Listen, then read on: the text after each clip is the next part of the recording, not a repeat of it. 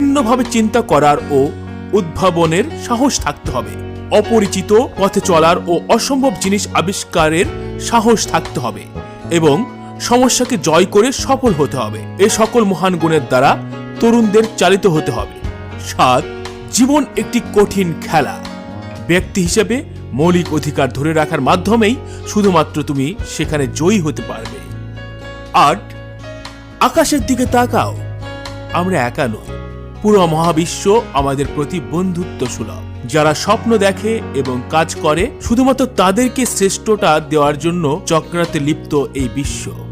9, উৎকর্ষতা একটি চলমান প্রক্রিয়া এবং এটি কোনো আকস্মিক ঘটনা নয়।